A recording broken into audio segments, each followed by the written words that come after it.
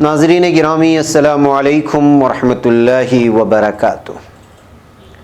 میں ہوں آپ کا میزبان انصار عزیز ندوی، اور آپ اس وقت سیدھی بات ٹی وی چینل کے جاری پروگرام پیغام فرقان کی 78ویں قسط ملاحظہ فرما رہے ہیں، 7 and 8۔ سورہ بقرہ کی 2 آیات یعنی 63ویں اور 64ویں آیت کی ہم آج تفسیر پیش کرنے جا رہے ہیں۔ ہمیشہ کی طرح آیت کی تلاوت، اردو ترجمہ اور ساری چیزیں آپ لوگوں کے سامنے پیش کی جائیں گی۔ اعوذ باللہ من الشیطان الرجیم، بسم اللہ الرحمن الرحیم۔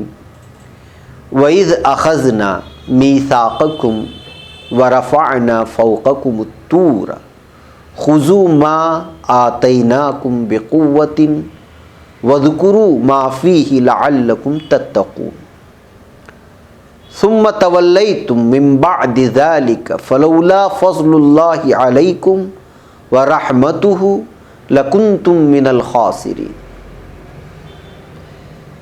ترجمہ ہے محاوراتی، اور جب ہم نے تم سے عہد کر لیا اور کوہ طور کو تم پر اٹھا کھڑا کیا اور حکم دیا کہ جو کتاب ہم نے تم کو دی ہے اس کو زور سے پکڑے رہو، اور جو اس میں لکھا ہے اسے یاد رکھو تاکہ عذاب سے محفوظ رہو، تو تم اس کے بعد عہد سے پھر گئے، اور اگر تم پر خدا کا فضل اور اس کی مہربانی نہ ہوتی تو تم خسارے میں پڑ گئے ہوتے۔ یہ ترجمہ ہے۔ ناظرین گرامی، ان 2 آیات میں کل 20 الفاظ یا فقرے استعمال ہوئے ہیں۔ ہم ایک ایک لفظ پر یا کہیں 2 یا 3 الفاظ کے مجموعوں پر ایک ساتھ گفتگو کرتے کرتے آگے بڑھیں گے۔ وَإِذْ أَخَذْنَا، اور جب ہم نے لیا، پکڑ لیا۔ وَإِذْ یا وَاذْكُرُوا یعنی اور اس وقت کو یاد کرو۔ أَخَذْنَا ہم نے لیا، صیغہ ہے ماضی جمع متکلم۔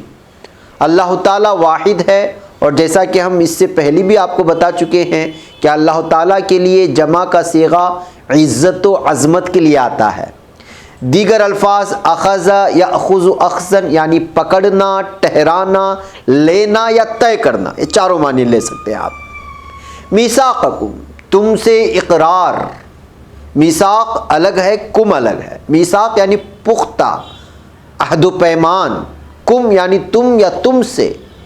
کلمات القرآن میں موجود یہ جملہ ملاحظہ فرمائیں، العہد علیکم بالعمل بما فی التوراۃ، یعنی وہ عہد یہ تھا کہ تورات کے احکام و ہدایات پر عمل پیرا ہو جاؤ گے۔ تیسرا لفظ ہے ورفعنا، اور ہم نے اٹھایا۔ ورفع الگ ہے، نہ الگ ہے، اور بلند کیا ہم نے، صیغہ ہے فعل ماضی جمع متکلم۔ دیگر الفاظ ہیں رفع یرفع رفعا یعنی بلند کرنا، اٹھانا، سامنے لانا۔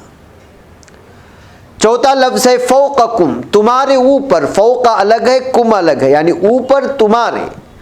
اور پانچواں لفظ ہے طور، کوہ طور کو کہا جاتا ہے۔ ایسرت تفاسیر میں ہے جبل وهو الجبل الذي ناجى الله تعالی علیہ موسیٰ علیہ السلام، یعنی طور کے معنی پہاڑ یا وہ خاص پہاڑ جہاں اللہ تعالیٰ نے سیدنا موسیٰ علیہ السلام سے ہم کلام ہوا۔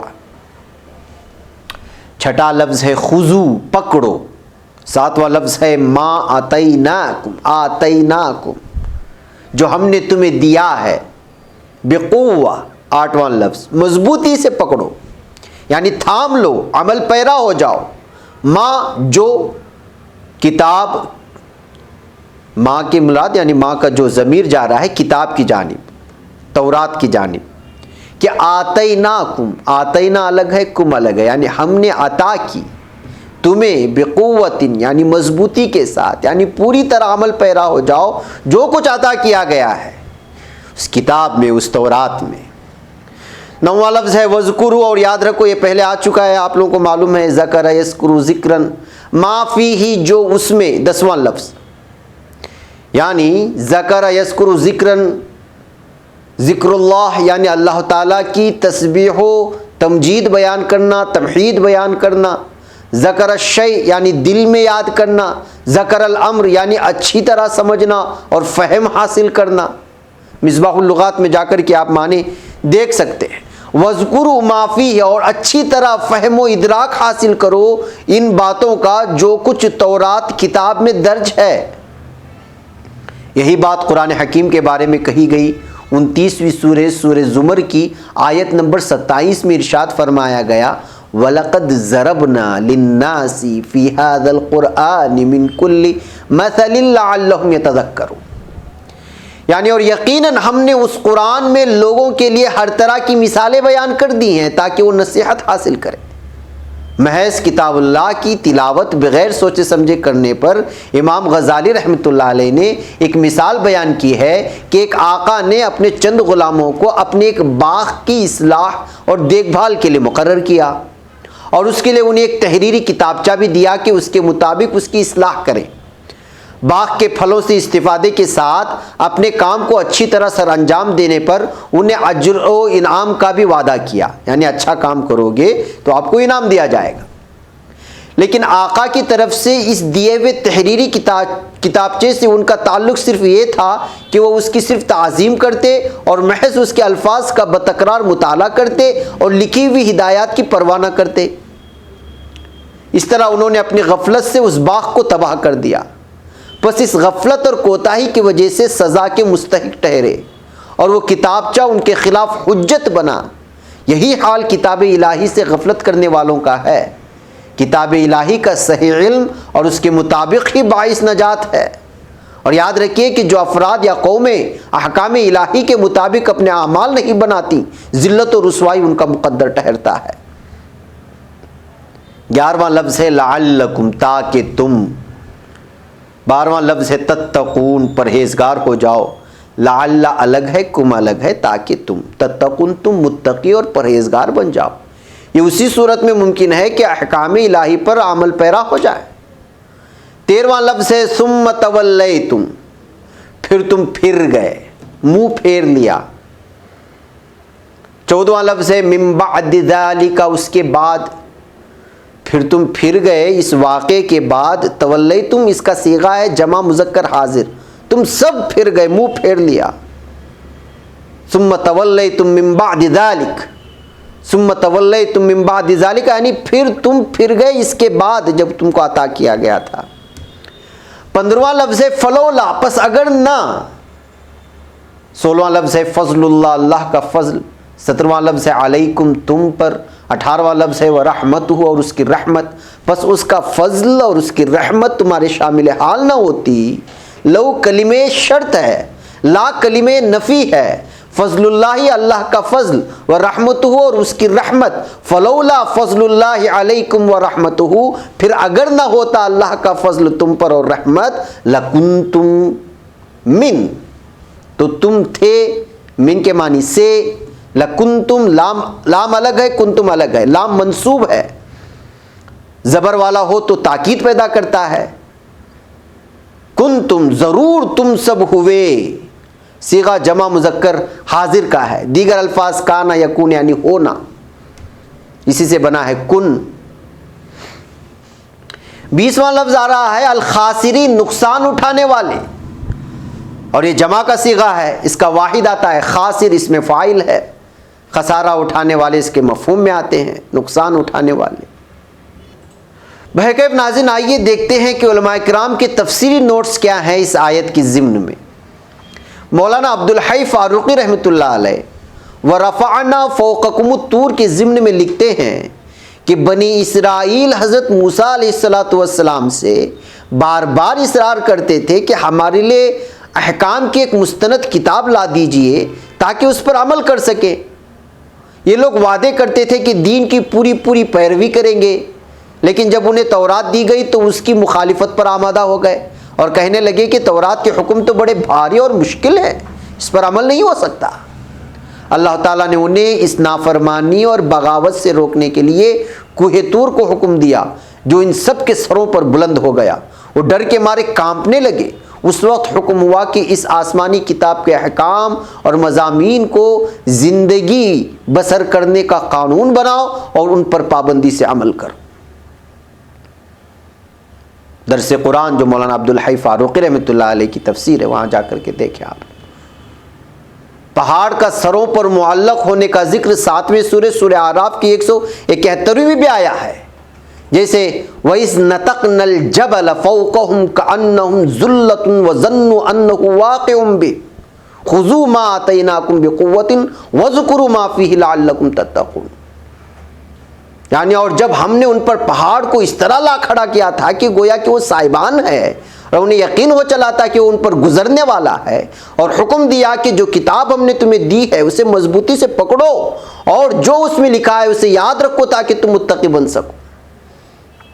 تفسیر ابن کثیر میں اس آیت کی تفسیر کرتے ہوئے عہد شکن یہود کے عنوان سے لکھا گیا ہے کہ ان آیتوں میں اللہ تعالیٰ بنی اسرائیل کو ان کے عہد و پیمان یاد دلا رہا ہے کہ میری عبادت اور میری نبی کی اطاعت کا وعدہ میں تم سے لے چکا ہوں، اور اس وعدے کو پورا کرانے اور منوانے کے لیے میں نے طور پہاڑ کو تمہارے سروں پر لا کر کھڑا کر دیا تھا۔ ابن کثیر میں بھی اسی آیت کا حوالہ دیا گیا ہے جس کا حوالہ ابھی ہم نے کچھ دیر قبل دیا ہے، یعنی 7ویں سورہ اعراف کی آیت نمبر 171 جو دوبارہ پیش ہے کہ وَإِذْ نَتَقْنَا الْجَبَلَ فَوْقَهُمْ كَأَنَّهُمْ ذُلَّةٌ وَظَنُّوا أَنَّهُ وَاقِعٌ بِهِمْ خُذُوا مَا آتَيْنَاكُمْ بِقُوَّةٍ وَاذْكُرُوا مَا فِيهِ لَعَلَّكُمْ تَتَّقُونَ۔ جب ہم نے ان کے سروں پر صاحبان کی طرح پہاڑ کو لا کر کھڑا کر دیا تو یقین کر چکے کہ اب پہاڑ ان پر گر کر انہیں کچل ڈالے گا۔ اس وقت ہم نے کہا ہماری دی ہوئی چیز کو مضبوطی کے ساتھ تھامو اور اس میں جو کچھ ہے اسے یاد کرو، ایسا کرو گے تو تم بچ جاؤ۔ طور سے مراد پہاڑ ہے جیسے سورہ اعراف کی آیت میں ہے، اور جیسے صحابہ اور تابعین نے اس کی تفسیر کی ہے، ان تفاسیر میں موجود معلومات سے ثابت ہوتا ہے کہ طور اس پہاڑ کو کہتے ہیں جس پر سبزہ اگتا ہو، ہریالی ہی ہریالی ہو۔ حدیث میں بروایت ابن عباس مروی ہے کہ جب انہوں نے اطاعت سے انکار کر دیا تو اس انکار کے باعث ان کے سروں پر پہاڑ کھڑا کر دیا گیا، لیکن اسی وقت یہ سب سجدے میں گر پڑے اور مارے ڈر کے کنکھیوں سے اوپر کی طرف دیکھتے رہے، سجدے میں گرے گرے اوپر دیکھ رہے تھے۔ اللہ تعالیٰ نے ان پر رحم فرمایا اور پہاڑ کو ہٹا لیا۔ ما آتیناکم جو ہم نے دیا تم کو، اس سے مراد تورات ہے، قوہ سے مراد طاقت ہے، یعنی تورات پر مضبوطی سے جم کر عمل کرنے کا وعدہ کرو ورنہ پہاڑ تم پر گرا دیا جائے گا۔ اور تورات میں جو کچھ ہے اسے یاد کرو اور اس پر عمل کرو، یعنی تورات پڑھتے پڑھاتے رہو۔ لیکن ان لوگوں نے اتنے پختہ میثاق، اتنے اعلیٰ عہد اور اس قدر زبردست وعدے کے بعد بھی کچھ پرواہ نہ کی اور عہد شکنی کی۔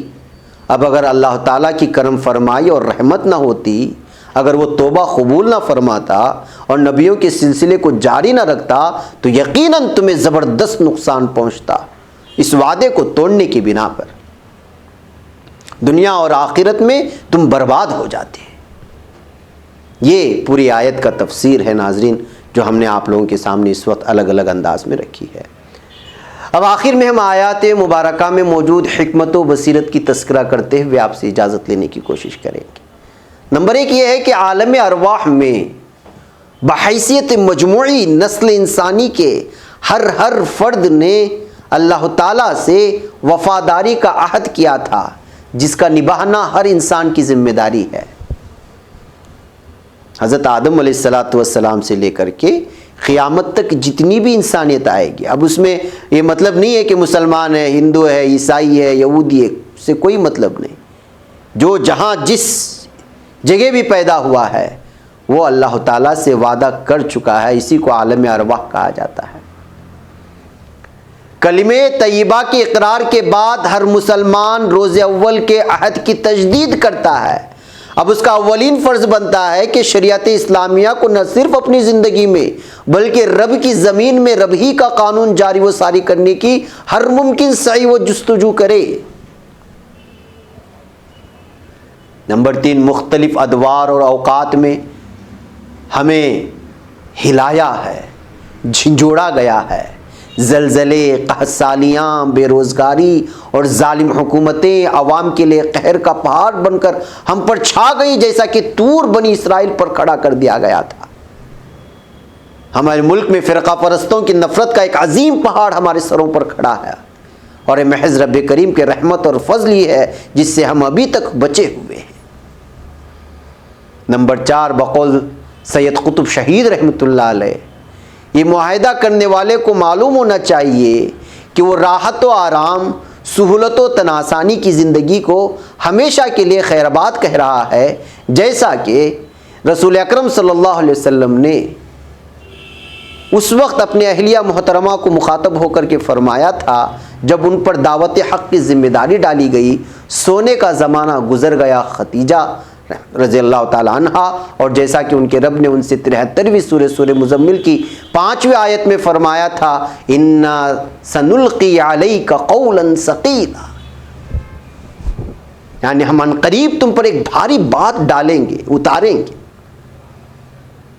اسی طرح اللہ تعالیٰ نے بنی اسرائیل سے فرمایا، خُذُوا مَا آتَيْنَاكُمْ بِقُوَّةٍ وَاذْكُرُوا مَا فِيهِ لَعَلَّكُمْ تَتَّقُونَ۔ اس آیت مبارکہ کے ذریعے ہمیں بھی آگاہ کیا جا رہا ہے کہ قرآن حکیم ایسی عظیم کتاب کو ہم اپنے لیے مشعل راہ بنائیں۔ یہ ساری تفسیر کا مقصد ہے۔ بہرکیف ناظرین، تفصیل کے لیے آپ فی ظلال القرآن کی جلد اول جا کر کے بھی وہاں پوری تفصیل حاصل کر سکتے ہیں۔ اب یہاں ہمارا وقت ہو چلا ہے، مجھے اجازت دیں، انشاءاللہ پھر آپ کے سامنے حاضری ہوگی۔ السلام علیکم ورحمۃ اللہ وبرکاتہ۔